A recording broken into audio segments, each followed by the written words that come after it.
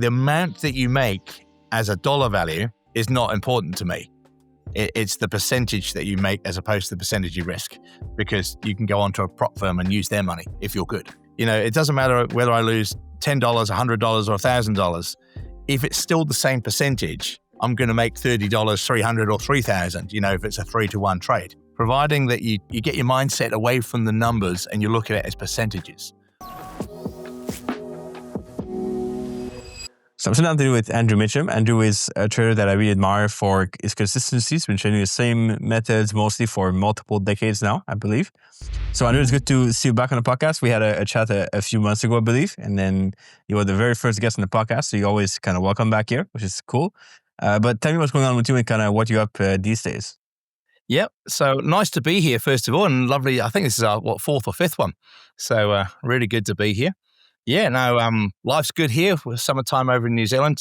Markets are good, which is nice. Now we're over that European and Northern Hemisphere summertime. Yeah, it's good. Life's good, Etienne. Very good. Awesome.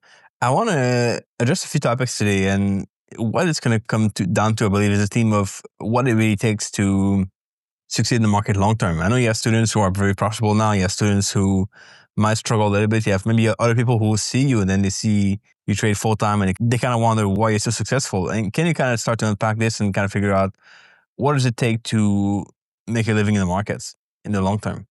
Yeah, I think there's obviously a lot of dedication required to trade and to trade well. A lot of dedication in learning up front, I think. One of the things I see that a lot of people today are not doing is I don't think there's a lot of people there that are willing to put a lot of time and effort into their trading.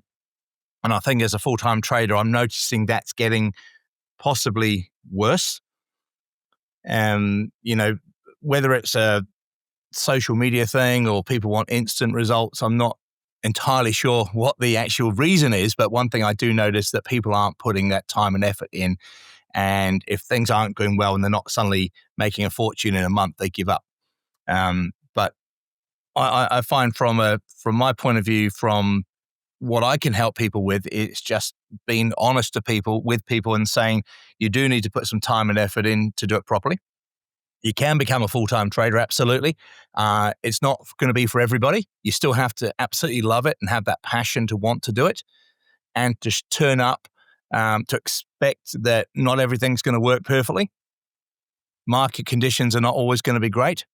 You've got to take losing trades, losing weeks, losing months sometimes, but you've got to stick through it and be consistent. And I think that's one thing I can tell people with my years of experience. That's how you're going to get through it.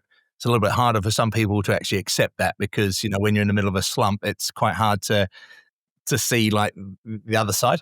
It's funny how trading seems to get easier in the sense that you have a lot more information, you have a lot more coaches that can help you how to trade and stuff, but people seem to be putting less effort in before, I feel. Yeah, absolutely. People just seem to be not willing to put time in or dedicate some time to try and learn. Look, I've got these things behind me here. That's my new passion, playing guitar. I'm putting daily practice into it. I'm learning to sing. I've done the helicopter thing. I've done the karate thing, and now it's this. And I can't instantly expect to turn up and play and sing and be in a band without doing, several years of time and dedication. And it's getting better all the time. And you go through ups and downs and it becomes easy, then it's horrible, then you feel dreadful.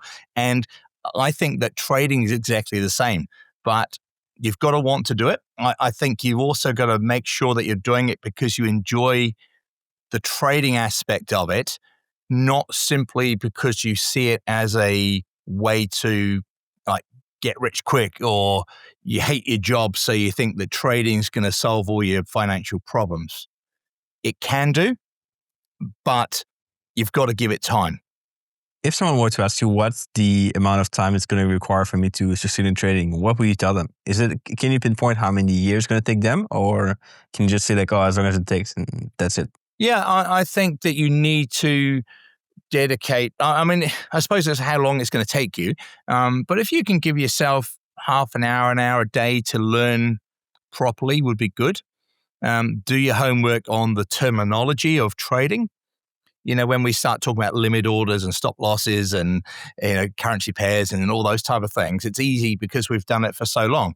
But if you're new to it, you've got to give yourself, like learning a new language, you've got to give yourself time to understand that terminology. Then I think you need to find yourself either a strategy that someone else has created or put some time into observing the market yourself. And when you're doing that, don't worry about making money. Don't even contemplate money. Get onto a demo account, look at charts. So time-wise per day, I think, you can give it half an hour a day to learn would be nice. It doesn't have to be every day. But give yourself like 6 months, give yourself a year. Don't rush it. Don't expect miracles. If you do it properly and do it slowly, you'll find that it will come together. And you'll find that you'll pick up so much because you're observing real market conditions without the pressure of like feeling that you have to make money from it from day one. Something I see a lot is people that don't know when to stop learning. Like, of course, you should always try to learn in trading and always try to become better. But there's a time where you got to stop learning different strategies, stop kind of jumping between different coaches, and you got to apply what you've learned so far. How do you advise these people to, like, when you know when it's time to stop learning other things and other strategies? Yeah, that's an interesting one because you're right. The issue that people will have after a certain length of time is if it doesn't work really quickly, they'll then go back and try and find something else again, back onto a forum, reinvent the wheel. Whereas, and I'll give you a great example. Just this week, I've had a guy who wrote to me who's a client a number of years ago, and he said, it didn't work for me. And I came back to your system about 6 months ago and I started again and it's working and I'm loving it and I'm doing well and I'm on a prop firm and everything. But a lot of people give up too quick. And I think you need to, once you've got something that's proven, maybe not proven to you, but proven to other people, you've got to dedicate some time to forgetting everything else. Because if you get yourself a strategy that has been proven to work, you don't need to go out there adding to it. And you just need to apply it in real market conditions. I think it's really important that you do that. And again, like I said earlier, you have to accept that not every trade's going to work. But providing, if you're looking for, like in my example, I'm looking for like candle patterns, etc. So providing I'm taking what is a good quality trade at that time, if the trade works or the trade doesn't work, I can't help that. All I have to do is go back and look at it and go, at that time, did this trade like meet all those criteria, yes or no? If it did and the trade loses, well, that's fine. That's part of trading. But you've got to stick to that system. One of the other things I find I get questions about when it comes to things like that is what time frame chart should I trade? And when people are new, they naturally want to trade lots and lots of trades. So they go to like 1 and 5 minute charts and 15-minute charts. And look, I did exactly the same years ago. You've got to not do that. You've got to get on, in my opinion, you've got to get to something longer and more reliable. And then it comes down, okay, so I've gone longer, which is the right one? And my answer is it depends, because it depends on one, what type of person you are as a trader, what suits you, but also like I could go through like this week and I've had lots of daily chart trades. Last week I didn't have any, but we had lots of say 4-hour and 12-hour chart trades. Next week it might be 6-hour or the weeklies might be showing lots. So I like to look at a variety of time frame charts. And I think if you just stick to one, that's when you run into danger. People will say, oh, there's nothing showing, or every trade I'm taking is losing. So they give up and then they'll go and look for the next system. So stick to something, but also be flexible. I just love daily charts a lot. It's just so easy to trade compared to what people trade intraday and stuff. And I had to slowly move to it over the years. It took me a while to get there, but now I definitely love it a lot. And it's kind of a big part of my trading for sure. Yeah, I think with trading, like if you, like the two of us have been doing this for a number of years, like a long time, you soon realize that, less is more. Better quality trades less sitting looking at the charts, higher quality trades, more probability, all those type of things make it really enjoyable because one, you're actually making money, but two, you're actually doing kind of less work or less time looking at charts. And so I think to keep that enjoyment up and keeping fresh and keeping loving doing what we're doing, I could think of nothing worse than just glued to the charts for like 3, 4, 5, 6 hours a day. It'd be awful. And most of the time, all you're doing is paying the broker because you end up trading by feel that you should trade because you're there, rather than trading what the market's giving you. I think the danger for a new trader going on a daily chart is like you said before, there's maybe no trade for like a week or something. Do you advise someone to get comfortable with that? Because eventually trading, no matter what time frame you trade, could be the lower time frame or higher time frame. There's times where there's no trade at all. How do you get comfortable with that kind of feeling? Yeah, and that can be hard for people to accept. In our advantage are a couple of things that I can think of like right now. One, we have access to more markets. So when I started 20 plus years ago, it was just Forex. That's all it was. And there wasn't that many. Then came more minor pairs. Then came like gold or silver against the US. And now over the last number of years, we've got a lot more markets. Like, it depends on your broker, of course, but I could trade like gold and silver against like the Aussie, the Kiwi, the pound, the US, the yen, the Singapore dollar, lots of them. I can trade lots more Forex pairs. I can trade cryptos. I could trade metals, indices, commodities. So when I am looking through the daily charts once a day, I now have a lot bigger, more charts to look through. So I can be very selective in fine tuning. If we use that, let's say gold example, years ago it was gold, US dollar, and that's all it was. Whereas today I could look at, say, go through all those that I've just mentioned. I go, gold against the pound's looking the best. So I can be very selective. So it might only mean I'm taking 1 or 2 trades on that time frame a day, but they're really high quality ones. And if there's nothing, then you accept there's nothing on that time frame for that day. But the way that I look at charts is at that close of day when I'm looking at the daily charts, at the same time, the 12-hour charts and the 8-hour charts and the 6-hour charts also close. And because it's 5 p.m. New York time. So at that time, I can go and look at like 3 other time frame charts and look for setups.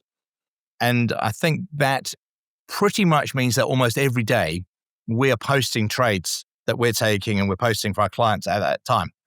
Even if they're not on the daily charts. If the daily charts are just really not giving us anything, there might be some on the 12-hour charts that are. So it's still the same time that you're looking. It just means that you're giving yourself a lot more opportunities. Do you feel like Forex lost its appeal since you've been trading it? Do you feel like there's like less volatility these days and it's harder to trade? Or do you find that other markets are becoming more attractive than Forex now? Yeah, I could see how that people would think that, but also look at it and go, I think Forex is possibly even more reliable now. If you look back 15, 20 years ago, the non-farm payrolls, like the US monthly employment figures, the price would spike up 300-400 pips in like 10 seconds sometimes. And it was really wild. Great if you're on the trade, but otherwise it could be an utter nightmare. And so I don't see those big wild moves any longer. So I suppose you could say that's a good and a bad thing. But I do find that sometimes in the Northern Hemisphere, their summer season, the July, August, sometimes the market goes a little bit quiet. And I have noticed that a few years in a row. But the flip side of that is because on our Forex charts, so like I still use MetaTrader, MetaTrader 5, and I find that because we have those other markets, I'm still trading them the same way. Whereas years ago when the Forex market was like really moving, I didn't have access to those. So I can trade those other metals or, cryptos. And it's not just Bitcoin and Ethereum, it's lots of other markets. So I find like return-wise, it's still exactly the same. It just that means that maybe a few more of my trades are on non-Forex pairs. If you were to look back on your trading journey so far, Are there a few things you would like to do differently? Are there some things you would change or try to just do differently to get results faster or to get kind of better results? Not anything major that I can think of. No, not really. One of the things I've always been conscious of is not blowing my account. And so to get better results, of course, I could risk more, but that may in turn mean that obviously it means I'm risking more. So when I have drawdowns, they're bigger. And that would also potentially disturb some of the way I'm looking at the market because you become a little bit more cautious. Whereas right now, because I risk very tiny amounts, I see a trade, take a trade. I'm not worried about it. I'm not losing sleep over it. And I think that's a real important part of trading that, you've got to see it, react to it, take it. Whereas if you start risking too much in order to make more, the downside is you either revenge trade or you become very scared and you go, oh, I see this trade. It's actually quite good, but I can't afford to take it. Or I don't want another losing trade. So you don't take it. And of course, that's the one that wins. So I've always been very cautious of that. Other things I'd change, not a huge amount. I mean, it took me 4 years to make something that was good. I mean, I'd love to have made that quicker, but that's just the learning process. You can't really change that, and you're just doing your homework. It's just part of learning. It's a cost of learning those years. No, I've tried like automation. I've tried adding extra things, and it always comes back to the way that I sort of traded back then is still the way I trade today. That's cool. I always tell people the fact that it's better to aim for lower returns and kind of more consistency, like you mentioned, than trying to look for bigger returns and just having like a roller coaster in your equity curve. So absolutely, you've got to try and keep your equity curve sort of relatively smooth. You can't, like, if someone says, "Oh, I've had a 50% return," and then you go, "Well, that's really good," but then I'm risking stupid amounts and I've had like a 60-70% drawdown. It's like, well, that's not very good. So the actual return's to me is not so important. It's what's your risk as opposed to your return. And as we know, with the ability now to trade on other accounts that's not your money, like a prop firm, just being consistent and not having big drawdowns is what they want. And so there are other avenues now for people that, because of course people used to go, oh, look, my account's only, pick a figure, $5,000. I can't, even if I make 100%, I can't live off $5,000. Well, no, of course you can't. But you still have proven to yourself that you've got the ability to make that 100%. So it's important that you know what I mean? The amount that you make as a dollar value is not important to me. It's the percentage that you make as opposed to the percentage you risk, because you can go onto a prop firm and use their money if you're good. I feel like prop firms kind of encourage, without having this as a purpose, they kind of encourage the traders to just gamble more, because they could always go and take a big trade and hope to pass a challenge. And it's kind of a risk of like, if you do this consistently, then you will just end up losing the account eventually. But it's easier to kind of just take a big trade, hope you pass, or hope you get a withdrawal, and then you kind of go with that. To me, the aim of a prop firm is always the only important thing. It's not how long you take to pass it. It's just don't get to the drawdown. And if you don't blow the drawdown, you will pass it eventually.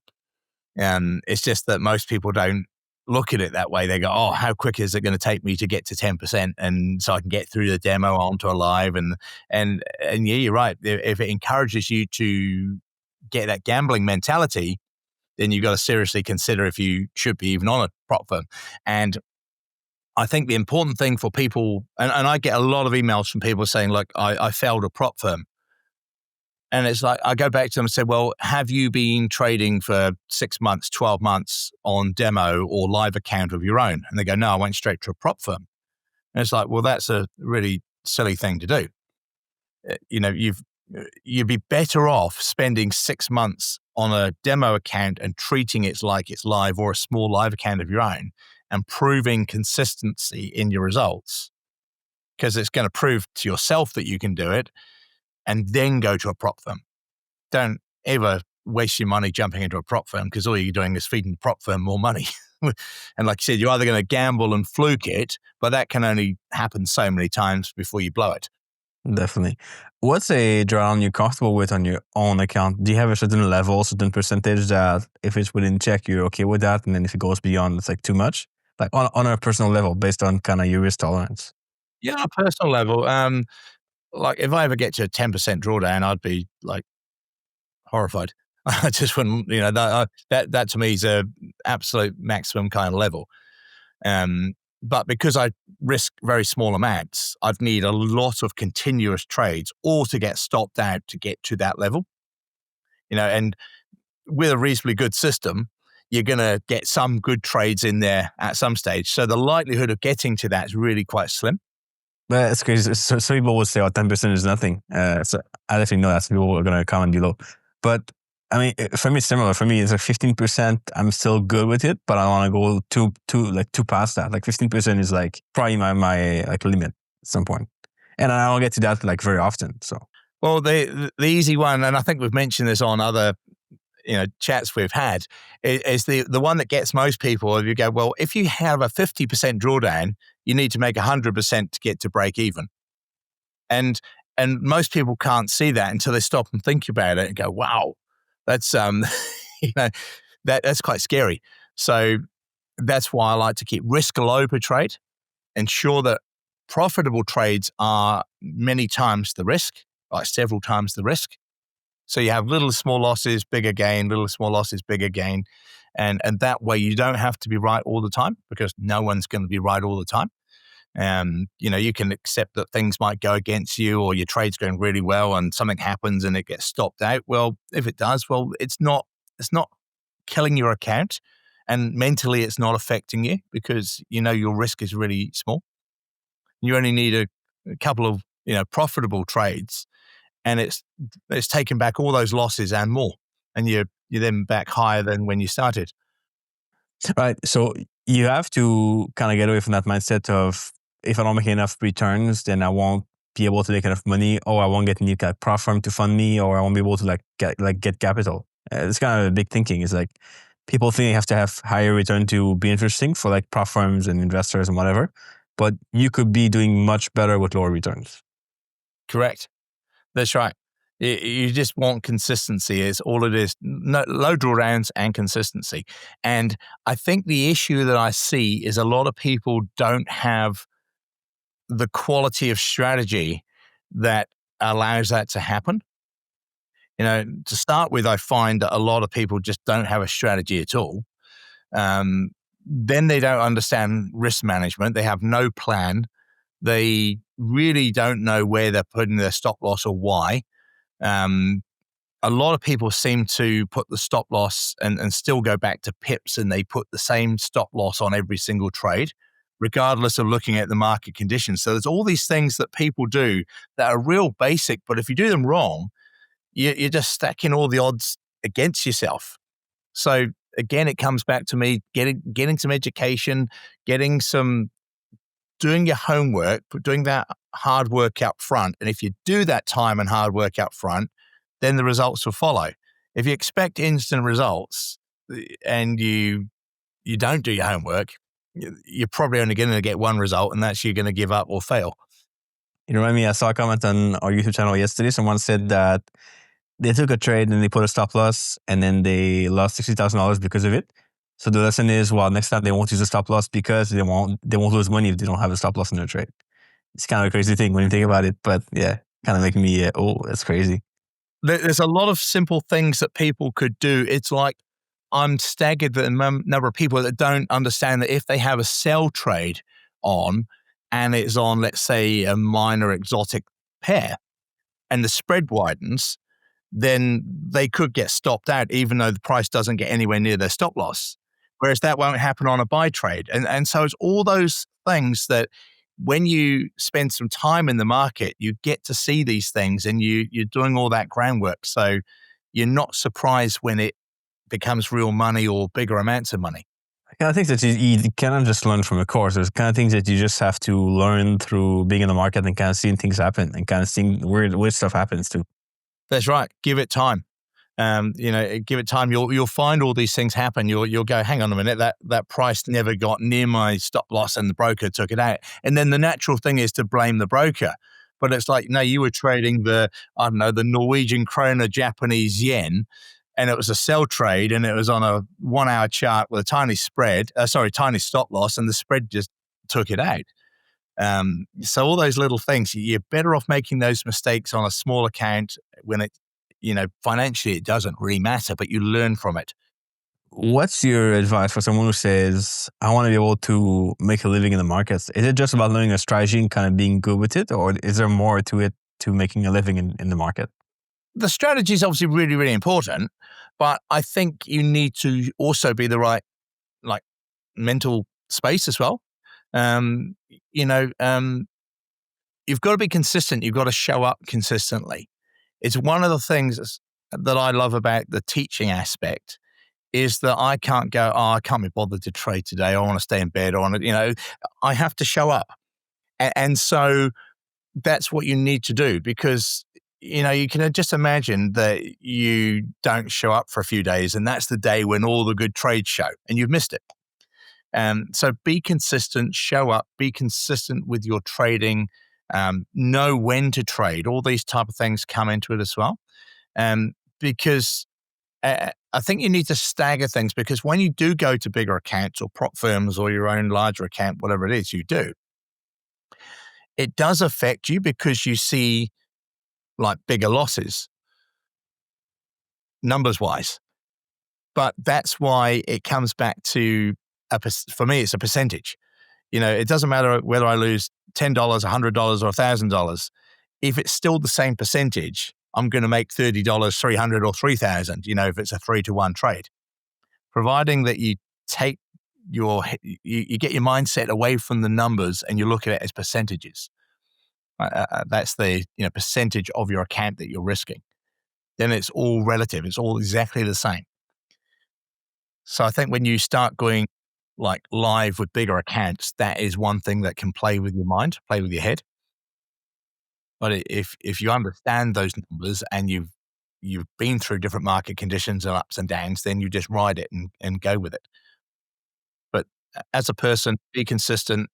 Don't do dumb things. If there's no trade there, don't take a trade. If the trade's there, take the trade.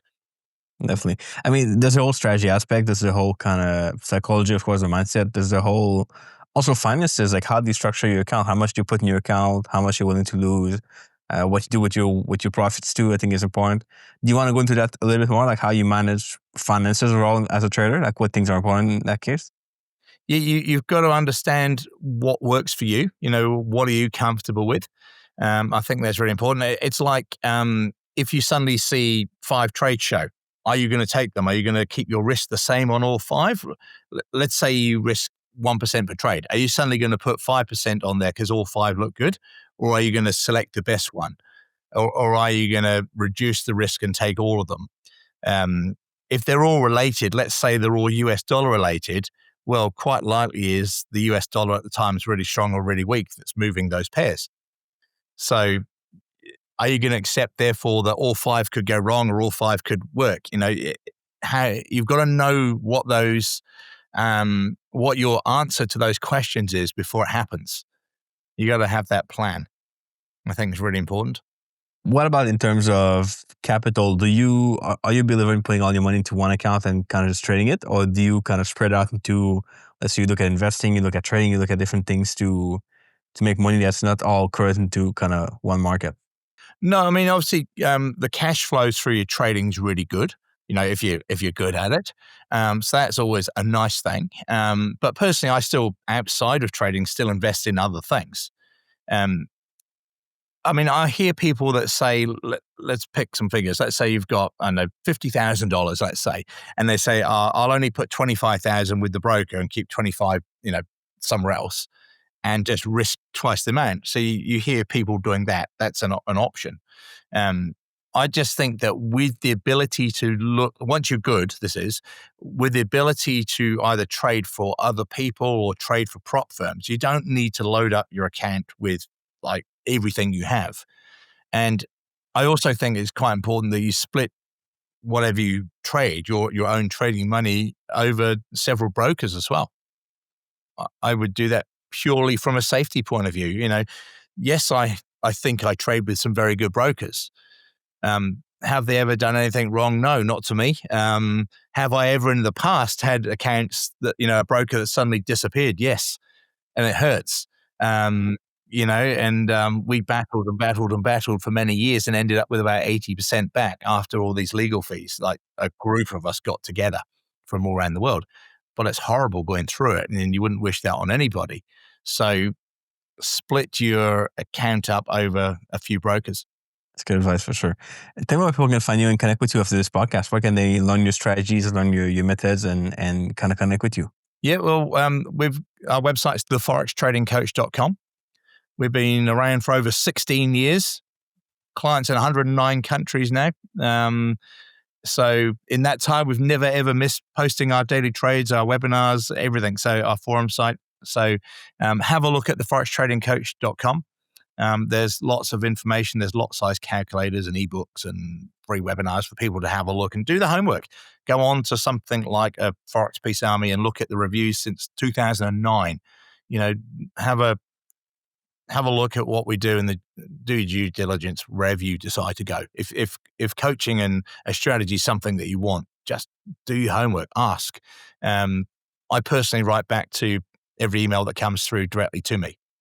We're real people. I'm sitting here at home. My office is just there. My computer screens are just behind me. We're real people doing this. And that's why it works. I think we've got, tutors in London